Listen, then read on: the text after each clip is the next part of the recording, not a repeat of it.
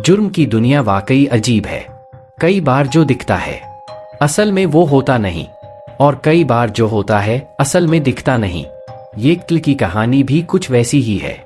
जिस शख्स की मौत होती है, मौके से उसकी लाश भी मिलती है और सुसाइड नोट भी मिलता है। वहां से मौत के सबूत भी मिलते हैं और मौत की वजह भी। इन सभी को देखकर पुलिस भी मान लेती है कि ये आत्महत्या का ही केस है। लेकिन जब पोस्टमार्टम रिपोर्ट पुलिस के हाथ आती है तो पूरी घटना ही बदल जाती है। अब पुलिस फिर से तफ्तीश शुरू करती है। फिर जो कहानी सामने आती है तो उसे जानकर पुलिस भी दंग हो जाती है। आज क्राइम की कहानी में मध्य प्रदेश के एक बेहद ही सस्पेंस थ्रिलर मर्डर मिस्ट्री की सच्ची कहानी। मध्य प्रदेश की राजधानी भोपाल का सेंट्रल जेल, साल 2019, तारीख 29 जून। इस दिन पैरोल पर जेल से निकले कैदी को लौटना था। 14 दिन की पैरोल पर जाने के बाद जेल प्रशासन को भी उसके लौटने का इंतजार था। तभी जेल प्रशासन को लोकल पुलिस से एक सूचना मिलती है। सूचना थी कि उस कैदी की मौत हो गई है। हत्या के केस में उम्र कैद की सजा मिलने और जेल की जिंदगी से परेशान होकर उसने घर में ही आत्मदाह कर लिया। लोकल पुलिस ने बताया कि कैदी ने एक सुसाइड नोट भी छोड़ा है, हैंड राइटिंग भी उसी की है और मौत की वजह भी बताई है। इसलिए अब उसके शव का पोस्टमार्टम कराकर केस को बंद करने की तैयारी है। ये जानकर जेल प्रशासन भी उस कैदी के केस को बंद करने के लिए लोकल पुलिस के फाइनल रिपोर्ट का इंतजार करने लगा। जिस कैदी की मौत हुई थी उसका नाम था राजेश परमार, उम्र तकरीबन 34 साल। वह मध्य प्रदेश के भोपाल के नीलबढ़ एरिया के हरिनगर में रहता था। इस पर साल 2014 में एक हत्या का आरोप था। उसी केस में इसकी गिरफ्तारी हुई थी। साल 2016 में उसे कोर्ट ने आजीवन कारावास की सजा सुनाई थी, जिसके बाद से वो जेल में ही था। उसी समय राजेश के पिता की मौत हो गई थी। इसी वजह से उसे 14 दिनों की पैरोल मिली थी। इसलिए 15 जून को वो पैरोल पर बाहर आया था। 29 जून को उसकी पैरोल खत्म होने वाली थी। इस वजह से उसे हर हाल में 29 जून को जेल में लौटना था। लेकिन 29 जून की सुबह ही उसके घर से आग की लपटें निकलने लगी थीं, जिसे देख आसपास के लोगों ने पुलिस को सूचना दी। फायर ब्रिगेड की गाड़ियां और लोकल पुलिस मौके पर पहुंची। आग बुझाने पर देखा गया तो एक युवक बुरी तरह से जल चुका था। चेहरा और शरीर भी पूरी तरह से जला हुआ था। देखकर ही वो मरा हुआ लग रहा था। फिर भी पुलिस ने आखिरी उम्मीद में उसे तुरंत अस्पताल में भर्ती कराया, जहां डॉक्टरों ने मृत करार दिया। अब पुलिस ने घर की तलाशी ली तो एक सुसाइड नोट भी मिला, जिसमें लिखा था कि पिता की मौत होने से वो दुखी था। अब परिवार में कोई उसे पैरोल भी नहीं दिलाएगा। इस वजह से वो अब दुनिया से निराश हो चुका है। लिहाजा वो आग लगाकर आत्महत्या कर रहा है। इसके लिए कोई दूसरा जिम्मेदार नहीं है। अब ये सुसाइड नोट के आधार पर पुलिस ने भोपाल सेंट्रल जेल को भी सूचना दी। शव को पोस्टमार्टम के लिए भेज दिया। साधारण सुसाइड केस की तरह पुलिस ने भी इसे एक तरह से बंद कर दिया। उधर पोस्टमार्टम के बाद शव को रिश्तेदारों को सौंप दिया गया। रिश्तेदारों ने भी शव का अंतिम संस्कार कर दिया। लेकिन इस पूरे केस में 24 घंटे बाद नया मोड़ आया, जब वहां की पुलिस को राजेश परमार की पोस्टमार्टम रिपोर्ट मिली। उस समय के भोपाल पुलिस के नए एएसपी अखिल पटेल के पास नीलबढ़ का एरिया था।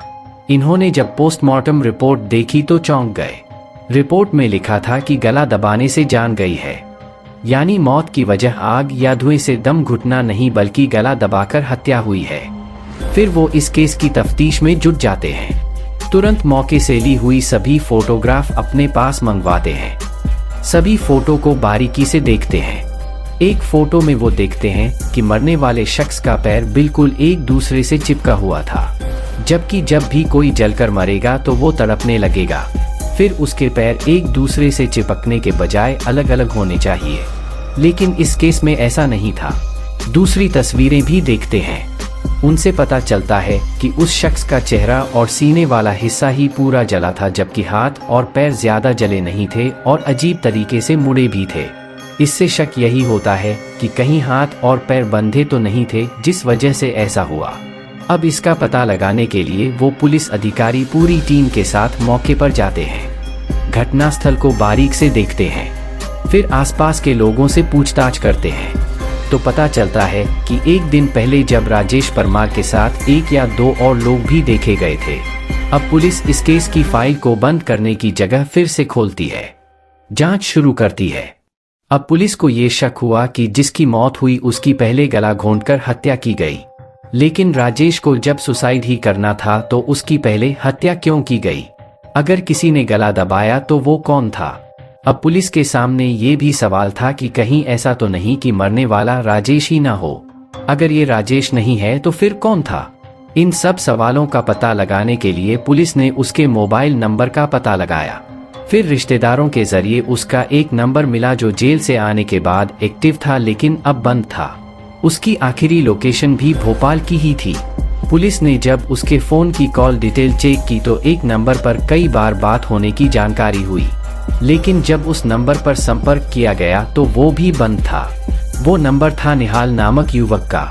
अब पुलिस के सामने निहाल को खोजने की चुनौती थी और मन में सवाल ये भी आ रहा था कि कहीं निहाल ही तो नहीं मारा गया। इसके अलावा और भी कई सवाल।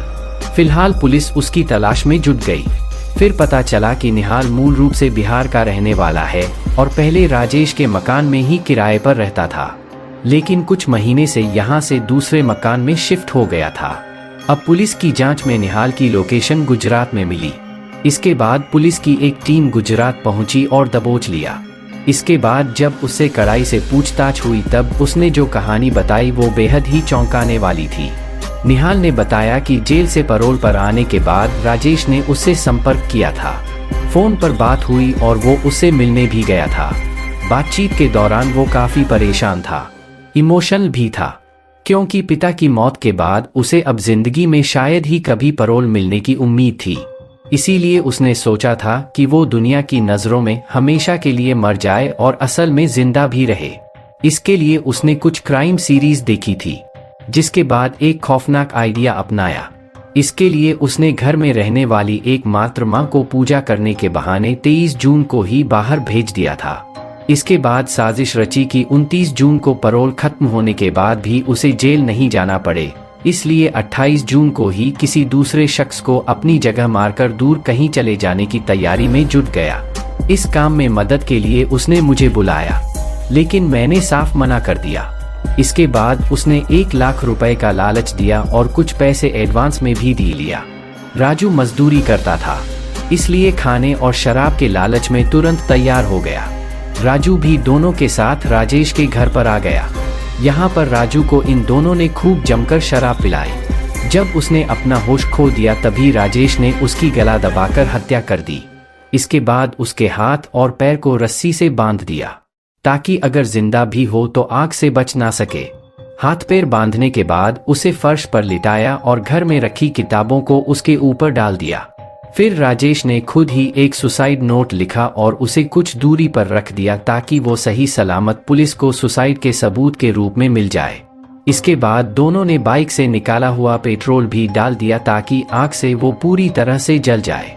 चूंकि घर का दरवाजा बाहर से बंद होने पर साजिश का शक हो सकता था, इसलिए दोनों ने घर के दरवाजे को अंदर से बंद किया और छत के रास्ते बाहर निकल आए। इसके बाद खिड़की से माचिस जलाकर तीली को अंदर फेंक दिया।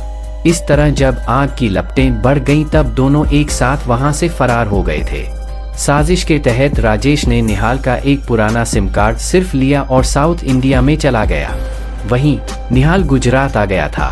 अब पुलिस ने निहाल की कहानी की सच्चाई का पता लगाने के लिए उस मृत युवक के बारे में पता लगाया, तो ये सच निकला, क्योंकि राजू रैकवार की पत्नी ने 28 जून की रात में ही लोकल पुलिस में गुमशुदगी की शिकायत दी हुई थी। इसके अलावा पुलिस को राजेश के घर से राजू की चप्पल भी मिली थी जिसे उसकी पत्नी ने पहचान लिया था। ये जानकर पुलिस अब जांच में तेजी से जुट गई। अब पुलिस को पूरी कहानी समझ में आ गई थी, लेकिन जब तक राजेश आंखों के सामने नहीं आ जाता तब तक जांच अधूरी ही थी। अब पुलिस को ये यकीन था कि आज नहीं तो कल राजेश किसी भी तरह निहाल से जरूर संपर्क करेगा। राजेश भी निहाल का एक पुराना सिम कार्ड ले गया था। इस तरह अगले ही दिन आखिरकार राजेश का फोन निहाल के पास आ ही गया। पुलिस की मौजूदगी में ही निहाल उससे बात करने लगा। राजेश ने वहां के हालात के बारे में पूछा कि कुछ गड़बड़ तो नहीं है। निहाल ने बताया कि कोई गड़बड़ नहीं है, पुलिस को कुछ पता नहीं चला। इसके बाद राजेश ने कहा कि चेन्नई में उसे कुछ मदद चाहिए, अगर कोई दोस्त हो तो बताना।